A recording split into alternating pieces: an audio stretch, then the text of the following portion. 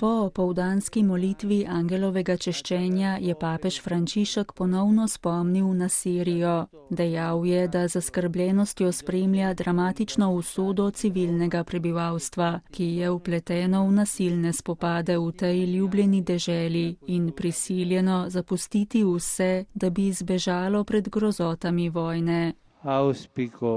Želim, da bi pomagali z velikodušno solidarnostjo, kar je nujno za zagotovitev njihovega preživetja in za varovanje dostojanstva. Medtem, ko pozivam mednarodno skupnost, da ne bi hranila truda, ko si prizadeva za nujna pogajanja med sprtimi stranmi. Le politična rešitev spora bo lahko zagotovila prihodnost sprave in miru.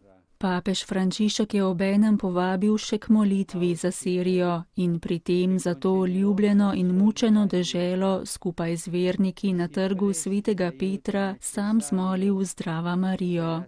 V nadaljevanju je spomnil na Dan za življenje, ki se danes obhaja v Italiji, in sicer na temo Usmiljenje omogoča razcvet življenja. Spodbudil je prenovitev zavzemanja za človeško življenje od spočetja do njegovega naravnega zatona. Naši družbi je potrebno pomagati, da ozdravi po vseh atentatih na življenje, tako da se upa na notranjo spremembo, ki se izraža tudi preko del usmiljenja.